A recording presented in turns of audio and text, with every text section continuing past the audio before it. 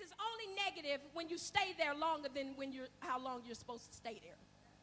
If they would have went through the wilderness in 11 days like they were supposed to go through it 11 days, it wouldn't have never became negative. The wilderness is necessary in order for me to get off Egypt.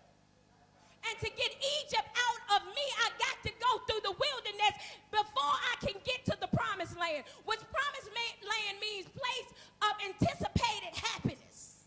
So wherever you anticipate being happy at, you're going to have to go through the wilderness to get there, because God needs that Egypt stuff, that bondage stuff that's in us to come out of us.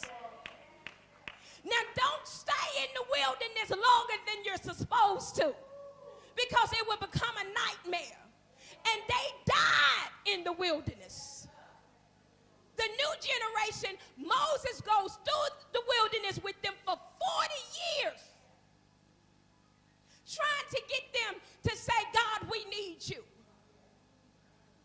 God raises up Joshua.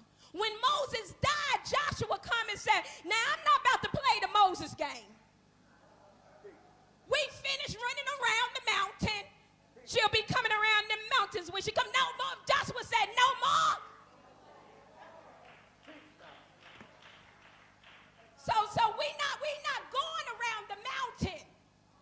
He said, in 3 days, where we should have been out of 11 days, was in it 40 years. He said, now, I know what Moses did. He was a great leader. But Joshua says, I'm the type of leader that I like to push people. And many people don't want to be pushed. Joshua says, I'm the type of leader that I'm a journey leader. He said, I can't stay in the same place doing the